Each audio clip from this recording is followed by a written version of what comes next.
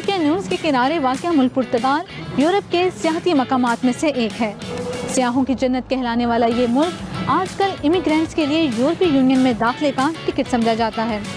शायद ये बात आपकी दिलचस्पी का बाइस हो कि हालिया बरसों में तकरीबन 11,000 पाकिस्तानियों ने पुर्तगाल का रुख किया है, जिनमें बड़ी तादाद शेंजन वीज़ा पे आए हुए पाकिस्तानियों की है। आप यहाँ पर study, job seeker, business, work visa और D7 वीज़ा पर भी आ सकते हैं।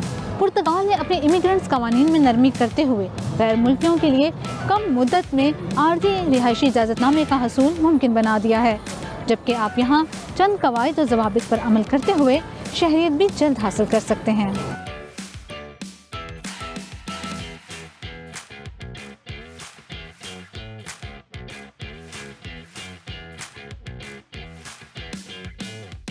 पुर्तगाल पहुंचकर आपको कई चैलेंजेस का भी सामना करना पड़ेगा, जिसमें सबसे पहला चैलेंज रिहाइश का है। यहाँ पर इमिग्रेंट की बढ़ती तादाद के साथ प्रॉपर्टी की कीमतों में भी इजाफा हो रहा है। अमूमी जायजा लिया जाए तो यहाँ पर एक फर्द के क़याम और बाकी ज़रूरियात को मिलाकर तकरीबन 500 यूरो का खर्च आता है, जबकि यहाँ पर कम अज़ कम उजरत 760 यूरो है। मेरा फैसल है, मेरा ताल्लुक़ पाकिस्तान से, लाहौर से है और एक बिज़नेस रन कर रहा हूँ डॉक्यूमेंट्स क्लियरेंस का। और हमारा कुछ प्लान बना था कि पुर्तगाल जाने का, ठीक है। हमने पुर्तगाल के लिए अप्लाई किया अपनी फैमिली के साथ। माशाल्लाह मेरे 4 बच्चे हैं, तो 14 से 15 दिन में हमारी वीज़े लग के आ गए। तो जैसे हमारी वीज़े लग के आए, जब हमने किया था अप्लाई जर्मनी के लिए, ठीक है, हमारे जर्मनी के वीज़े लग के आ गए। तो जैसे जर्मनी के वीज़े लग के आए हैं तो फिर हमने डायरेक्ट फ़्लाइट करवाई है पुर्तगाल की, तो पुर्तगाल आ गए।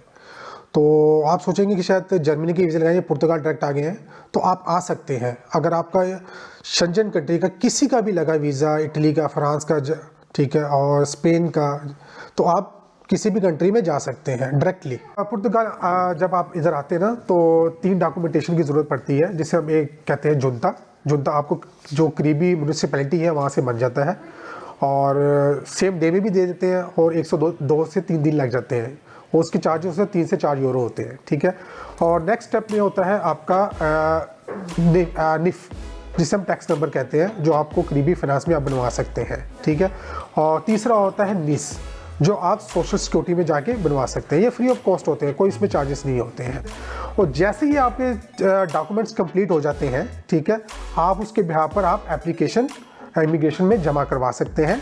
मेल करने के बाद आपकी अपॉइंटमेंट होती है बायोमेट्रिक के लिए।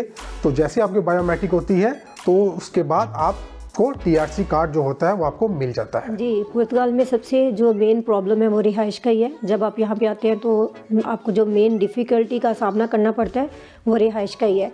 इसमें आप जब आते हैं तो आपको जब भी आपने कोई भी एग्रीमेंट कॉन्ट्रैक्ट साइन करवाना होता है, उसके लिए आपको या तो TRC आपके पास होनी ज़रूरी है या किसी पुर्तगीज़ी की गारंटी ज़रूरी है।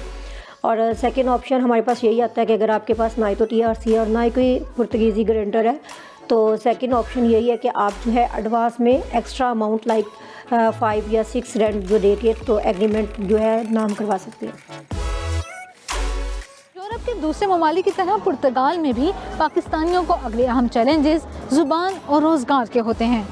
पुर्तगीज़ यहाँ की कौमी ज़ुबान है, जिसे दफातर, तालीमी इदारों और आम बातचीत में भी तरजीह दी जाती है, जबकि ज़ुबान सीखे बगैर यहाँ पर रोज़गार का हसूल भी मुश्किल हो जाता है।